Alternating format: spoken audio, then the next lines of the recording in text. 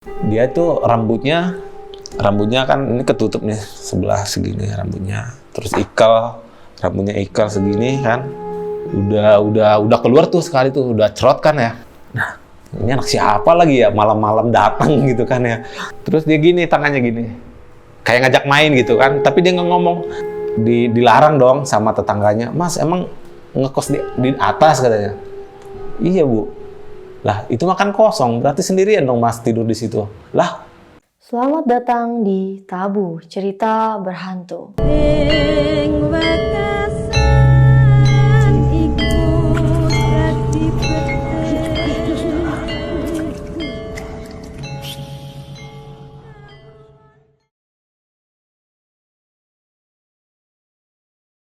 halo, perkenalkan nama saya Bara.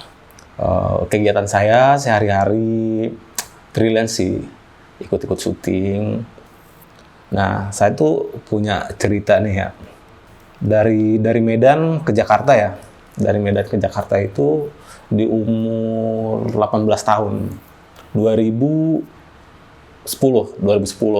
Nah, sesampai di Jakarta masih bingung dong gitu ya. Mau kemana? Nggak ada yang kenal sama sekali, kayak gitu kan. Coba nyari kosan, kebetulan udah mulai sore kan ya, udah kebingungan lah nanti kalau udah malam kan tidurnya di mana gitu kan. Nah, udah nyampe Depok jam 4 sore. Jam 4 sore masih bingung tuh. Itu Depok kan luas juga gitu kan ya. Depok ini di mana gitu kan. Harus kemana nyarinya gitu, nanya-nanya orang kayak gitu. Setelah nyari-nyari, nanya-nanya orang-orang sekitar situ, adalah gitu ya, bapak-bapak, udah berapa orang sih yang saya tanyain gitu kan. Nah, yang terakhir ini ketemu tuh udah mau maghrib lah, udah mau azan maghrib gitu. Nah, lama-kelamaan tuh ngobrol, kok rumahnya kayak beda gitu ya, kok sepi gitu kan, cuman bapak itu doang yang ada gitu kan. Tapi nggak curiga sih sebenarnya, nggak curiga ya, biasa aja gitu kan. Nanti ya habis sholat dulu nanti saya tunjukin kos-kosannya, kata dia gitu. Soalnya kos-kosannya ada di belakang rumah, tunggu saya sholat dulu. Nah, pas dia sholat, saya tuh makan, minum. Nah saya bilang ini, bisa dikurangi nggak sih Pak harganya, jangan 500, kalau bisa mah DP dulu, nanti kalau misalnya ada rezeki nanti ditambahin gitu. Nah, kebetulan bapak itu mau gitu kan, DP dulu kalau nggak salah waktu itu 100.000, kasih dulu 100.000. Nah, pas kejadian sih sebenarnya pas udah masuk kosan, udah di situ langsung ditinggal tuh sama bapak kosannya, ditinggal. Udah cocok nih ruangannya, udah saya di sini aja nih Pak, di lantai 2 gitu. Lantai 2 pas dekat tangga kan ya, kosan itu dekat tangga. Pokoknya naik udah langsung ke kanan udah kosan gitu. Saya ngelihat orang sih banyak di situ kan ya. Di dalam kosan itu bukan saya doang gitu kan. Kiri kanan ada yang orang pada duduk gitu, pada ngopi gitu kan. Di lorongnya itu biasanya kan anak-anak kosan kan suka pada ngopi gitu kan ya. Nah, udah jam 11 malam tuh udah pada masuk tuh, anak-anak udah pada masuk. Saya pun masuk ke dalam, udah beres-beres semua. Udah lelah gitu kan ya, di perjalanan kan lumayan gitu kan ya, dari kampung sampai 3 hari 2 malam gitu ya, nyampe ke Jakarta kayak gitu. Nah, udah lelah gitu ya, terus tidur. Biasalah kita kan kalau misalkan awal-awal ngerantau itu, kita tuh kan pasti kangen dong gitu kan, masih kangen banget lah gitu ya. Masih ngelamun gitu kan, nangis gitu kan sendirian gitu kan ya. Jam 12 tuh nggak bisa tidur. Aneh ya, nggak bisa tidur, udah gitu ruangannya kan ada kipas tapi panas gitu kan ya. Udah gitu udah ngelamun biasalah gitu kan, masih kangen lah gitu suasana di kampung tuh kayak gimana. Kejadiannya pas mau tidur kok gue tuh kayak ada yang nindihin gitu kan ya, kok berat banget nih badan, padahal mah perasaan masih belum tidur gitu, masih melek gitu ya. Kok kayak ada yang nindihin gitu kan, ini apa, belum, sebenarnya sebelumnya itu waktu di kampung belum pernah ngerasain gitu yang ditindihin Terus makhluknya itu kayak gede banget gitu ya, sampai nggak bisa napas gitu kan. Mau teriak, kayaknya teriak sih kenceng banget gitu ya. Teriak minta tolong gitu, kok nggak ada yang denger gitu ya. Tetangga sebelah nggak ada yang denger gitu. Kan aneh juga ya, kok sekuat-kuatnya saya teriak tuh kok nggak ada yang denger satupun gitu kan. Nah tuh kebangun, sampai ngos-ngosan gitu ya, kayak habis dikejar anjing gitu kan. Nah pas keluar, ngeliat orang udah pada sepi kan ya, lanjut lagi kan tidur ya, lanjut lagi tidur, terus kebangun lagi tuh itu apa jam 1 malam kalau nggak salah, iya jam 1 malam itu ada yang ngocrek pintu gitu kan, istilahnya kok bunyi, makanya kaget tuh, kebangun langsung lihat ke pintu gitu. Saya periksa gitu kan, saya buka pintunya, tahu-taunya nggak ada orang gitu kan. Nah siapa gitu ya malam-malam, padahal mah saya tuh baru pertama di Depok, masa sih ada yang mau namu gitu kan ya. Nah dari situ nunggu udah nggak bisa tidur, udah baca ayat kursi lah apalah gitu kan ya. Nah besok paginya habis sholat subuh tuh langsung nyamperin ke si bapaknya ke rumahnya yang punya kosan. Nah ternyata yang punya kosan yang saya lihat rumahnya itu, yang ketemu bapak-bapak itu ternyata rumahnya itu emang kosong, nggak ada orang gitu, nggak ada penghuninya gitu kan. Pas nanyain tetangganya itu, benar loh Bu, satu nanya kan ya tetangga sebelah gitu kan, itu beneran, wah, nanya di sini, ini emang udah lama gitu kosong rumahnya sama kos-kosan yang di belakang rumahnya itu gitu. Saya yakinin lagi kan ya sama tetangganya, Mas, emang ini udah lama sih, udah lama nih nggak ada penghuninya gitu, udah ditinggalin sama penghuninya, terus kos-kosanan juga udah nggak dipakai, udah nggak kerawat, kata dia gitu kan. Saya mau nginap lagi, dilarang dong sama tetangganya, Mas, emang ngekos di atas katanya. Iya Bu, lah itu makan kosong, berarti sendirian dong Mas tidur di situ. Lah, iya, coba dah cek dulu. Terus buru-buru kan, langsung naik ke atas. Lah iya beneran kosong gitu. Saya doang. Lah gila sih ini mah. Dari situ udah mulai percaya kan ya. Udah mulai percaya kalau emang itu kosong gitu kan. Orang lorongnya aja kotor kan ya. Banyak pasir. Pokoknya kayak gedung gak kerawat lah gitu. Di situ sampai masih sempat mikir, kok itu yang kemarin tuh ketemu sama siapa, kok bisa saya disuruh ke sini gitu kan ya. Duit yang 100.000 itu nggak diambil, ternyata duitnya masih ada, masih utuh gitu di dompet gitu. Nggak wajar sih kalau kayak gini mah. Langsung beres-beres ngambil tas terus turun ke bawah. Nah dari situ cari kosan lagi dong, cari kosan lagi. Nah udah itu udah gue lupain sih sebenarnya yang kejadian semalam itu. Nah cari kosan lagi. Itu belum cerita ke siapa-siapa sih, ke teman saya juga nggak cerita gitu. Kalau ada kejadian aneh seperti itu. Nah, cari kosan lagi, terus nggak jauh dari situ sih masih satu RT RW kalau nggak salah, makan soalnya capek ya gitu ya, nyari kos-kosan gitu. Apalagi belum tahu daerahnya di mana gitu ya. Yang penting ada kosan kosong udah tempatin gitu. Nah, yang kosan kedua ini sih benar gitu ya, ada yang punya gitu ya kan, Pak Haji gitu kan, Pak Haji. Nah tapi pas mau masuknya itu emang kayak rada-rada serem gitu kan. Ini terus di sebelahnya itu kan ada kos-kosan kosong juga gitu, tapi emang kosong gitu kan, udah ditutup. Bayar kosannya juga udah langsung beres. Nah udah disuruh sini, itu udah benar-benar orang sih, bukan orang halus gitu kan ya, udah banyak orang. Nah pas masuk ke kosan udah mulai nyaman sih, tapi cuman dari luarnya aja sih yang agak-agak seram gitu kan pas mau masuknya itu. Nah, tapi pas di kosan yang ini, yang kedua ini malah yang lebih seram. Kenapa saya bilang lebih seram gitu? Karena di situ benar-benar pas awal sih digangguin terus gitu ya. Ada yang lewat lah gitu kan ya. Terus suara anak kecil lah gitu ya, ada suara yang nangis lah gitu kan, padahal di situ kan nggak ada yang punya bayi gitu kan, kok ada suara bayi nangis gitu kan. Lah ini apa, saya bertanya sama diri saya sendiri gitu ya, apa gara-gara karena emang orang baru kali ya gitu, dia mau ngajak kenalan apa gimana gitu kan. Udah saya mau cuek aja gitu kan ya, tapi lama-lama kayak kalau saya cuek malah lebih apa ya gitu, kayak lebih diganas lagi gitu digangguinnya.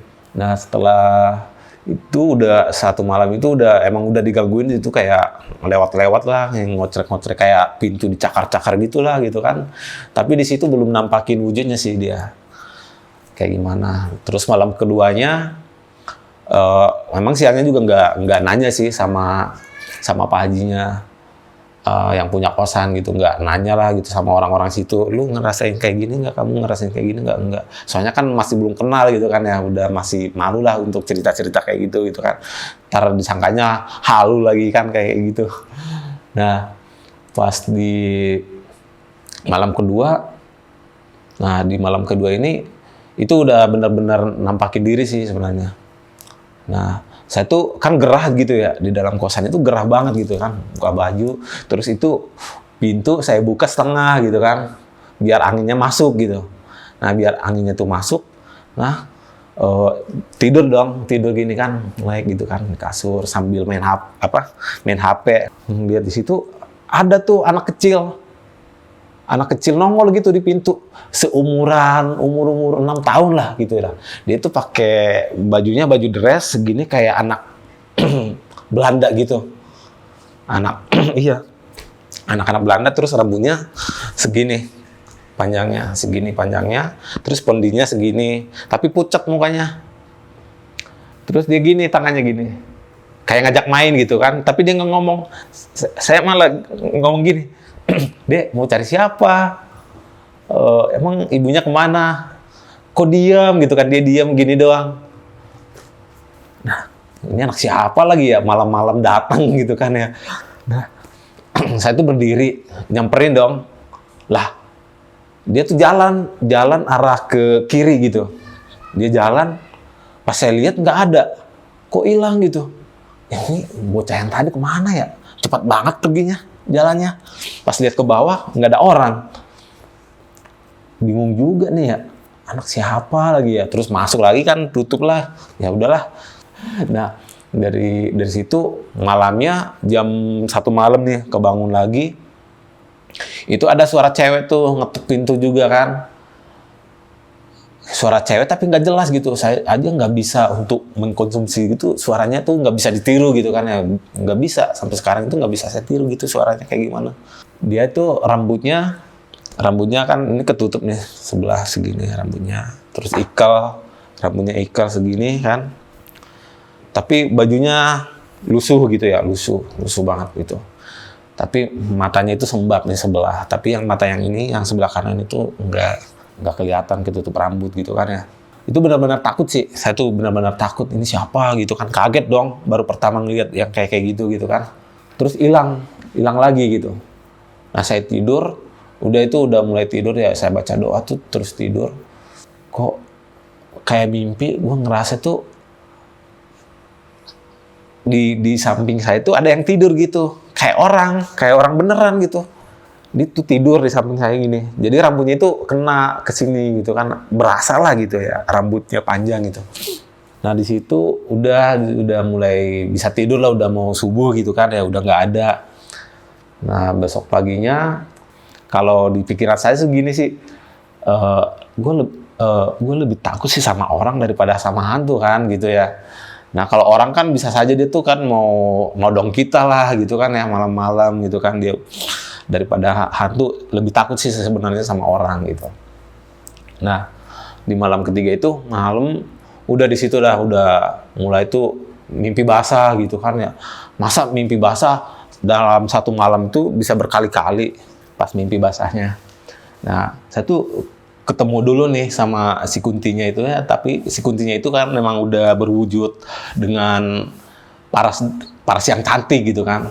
Dia tuh cantiknya itu kayak ini, noni-noni Belanda, tahu kan lah ya, apa namanya, noni-noni Belanda itu kayak gimana sih gitu ya, cantiknya gitu kan, pakai baju yang seksi gitu kan. Tahu nggak, noni-noni Belanda itu pakai yang belahannya kelihatan banget gitu kan, segini gitu kan, pakai daster kayak transparan gitu kan model-modelnya gitu kan, rambutnya digerai gitu kan ya.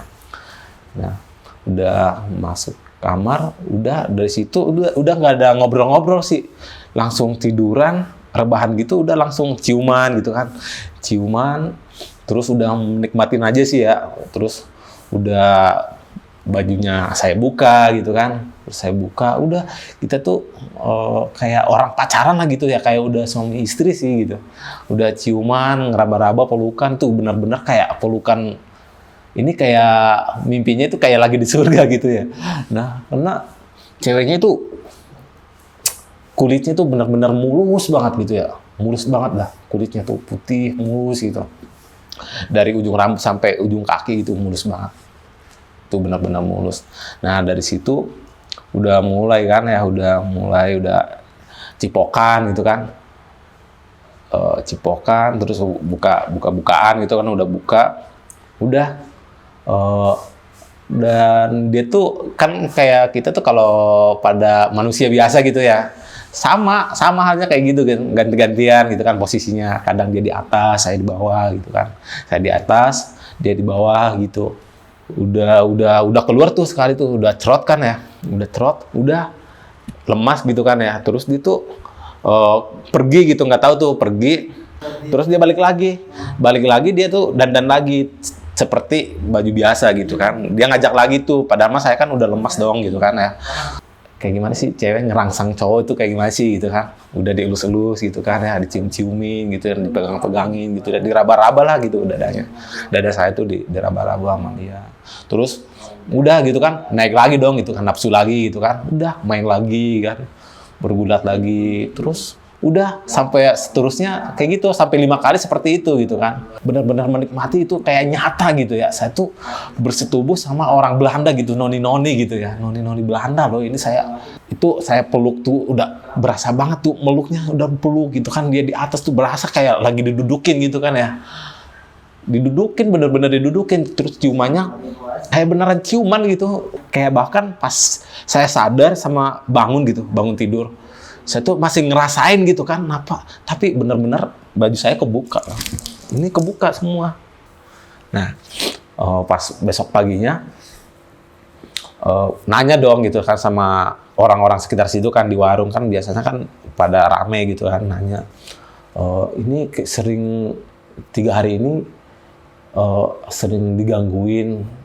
Lah bukan abang doang katanya, bukan abang doang yang sering digangguin di situ, kayaknya hampir semua anak-anak kosan juga digangguin katanya gitu. Tapi yang awal-awal gitu kan, awal-awal orang ngekos di situ pasti digangguin katanya. Soalnya di belakang kosan itu dulu ada yang bunuh diri di kamar mandi. Itu dia bunuh diri pas lagi hamil katanya, itu dalam kandungan. Sebenarnya yang suaminya itu juga meninggal sebenarnya. Dia nusuk ngebunuh suaminya, dan si cewek ini bunuh diri gitu pas lagi hamil gitu kan. Jadi sama-sama mati dong mereka gitu kan. Habis pulang dari warung, ngobrol lagi tuh sama istri yang Pak Haji itu. Katanya sih anak kecil itu emang bener ada gitu, sering duduk di tangga gitu, suka. Dia tuh kan nggak punya teman, dia tuh ngajak main gitu. Jadi kayak ngajak-ngajak main orang anak-anak kosan situlah gitu kan. Nah, habis dari situ datang ke orang pintar gitu kan, Ke orang pintar nyari tuh sama teman saya yang di Depok, cuman beda kosan doang kan. Nah, dianterin tuh sama dia gitu kan ke orang pintar. Terus nanya-nanya dong, ini saya tuh masih normal apa gimana sih? Pokoknya udah ketemu tuh ya sama orang pintarnya. Tuh kasih air minum, terus saya ceritain kan apa keluhannya yang saya alamin apa gitu kan. Nah, itu si kuntilanaknya itu suka katanya sama saya, itu udah suka. Makanya saya tuh belum cerita yang kata, kan malu doang gitu kan, mimpi basah gitu kan, bersetubuh gitu kan sama kuntilanak gitu kan. Nah, dia bilang makanya dia tuh suka sama kamu, kata dia gitu, makanya diajak terus katanya. Terus kalau tidur tuh harus baca doa. Kamu kalau tidur tuh jarang baca doa ya? Iya jarang Bu, saya gituin. Nah, pas udah gitu dia langsung ngasih air gitu kan. Air nggak tahu tuh dijampe dulu kali airnya. Nah, suruh bawa pulang, terus dikasih garam juga, garam yang kasar gitu kan. Udah jepret-jepretin di itu kan di pintu kosan sama pinggir-pinggir apa namanya lantainya ruangannya itu kan garam biar nggak masuk katanya. Itu malam, pas malam itu udah nggak tahu tuh malam keberapanya, merinding.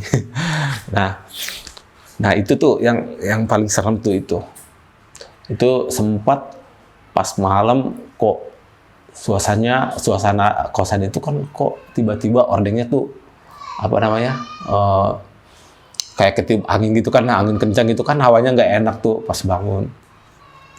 Udah ini ubun-ubun saya tuh udah apa namanya berat gitu ya, merinding banget gitu pokoknya, udah berat banget.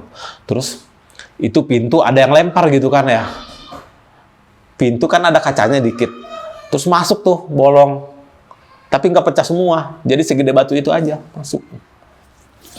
Pas itu kelempar, itu angin tuh kencang masuk tuh dari situ, masuk. Nah di situ tuh hampir nangis sih, nangis. Bingung gitu kan, kok kayak gini gitu kan, seram amat sih ini tempat gitu. Mencelakain atau dia mau ngebawa saya ke alam dia gitu kan. Dia mau ngebawa saya ke alam dia gitu kan, biar mungkin untuk bisa kawin kali ya, nikah gitu kan di alam dia. Seram sih. Ya.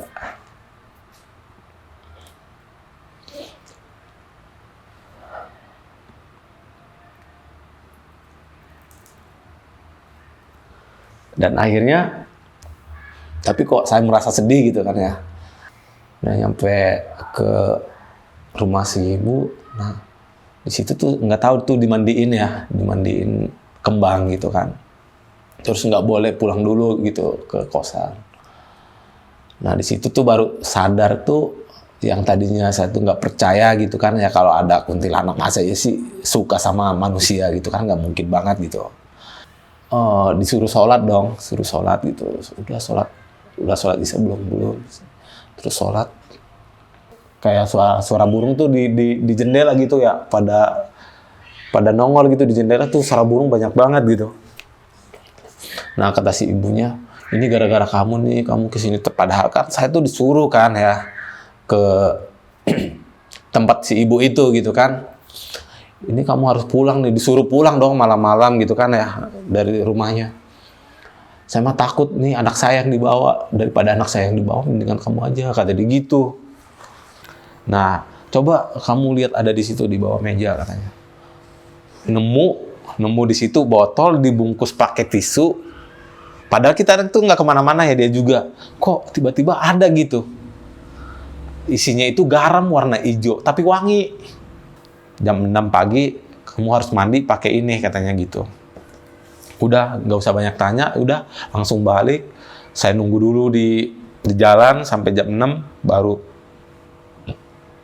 pulang ke kosan. Tapi pas di jalan itu, saya tuh ngerasa tuh dia tuh ngikut dia di atas itu kayak gimana sih, kayak terbang gitu kan ya gini. Gila sih. Apa yang dikasih sama yang orang pintar itu, yang tadi yang garam hijau itu sebotol segede gini dah, segede korek segini. Dicampur pakai air, udah itu dimandiin. Terus tidur tuh, lelap tuh tidur tuh. Nah, udah lelap banget tuh tidur, bangun tuh jam 11 siang. Nah, ditelepon tuh sama si ibunya, ditanyain gimana, kamu badannya gimana, udah enakan apa belum, katanya gitu kan, udah enteng belum gitu kan. Nah, saya bilang, alhamdulillah sih Bu, udah enteng ya, udah bagus katanya gitu. Kalau misalkan, soalnya ininya udah saya pindahin, katanya udah nggak akan ada yang gangguin kamu lagi di sana, katanya gitu, udah kamu tenang aja, katanya gitu. Nah sampai di situ aja sih, sampai sekarang itu alhamdulillah udah nggak ada yang yang ngeganggu-ganggu lagi gitu kan ya. Kembali lagi yang kayak tadi saya bilang, emang sih ini kesalahan saya sendiri sih, karena emang dari awal masuk ke situ saya nggak ada permisinya, nggak pakai salam dulu gitu kan ya. Harusnya kan kita kalau masuk ke rumah orang tuh harus ngucap salam dong gitu kan ya, permisi gitu kan. Buat teman-teman yang ada di rumah, dimanapun kalian pergi, mau ke rumah kosong, ke rumah ke gunung, ke hutan, ke tempat-tempat yang keramat gitulah, atau ke kuburan keramat gitu, jangan lupa salam dulu atau ucap permisi dulu gitu kan sama yang ada di situ gitu kan ya. Selayaknya kita tuh kayak kita namu ke rumah orang gitu. Tapi nggak usah takut sama makhluk begitu karena derajat kita tuh lebih tinggi daripada derajat mereka. Udah. Ya, terima kasih.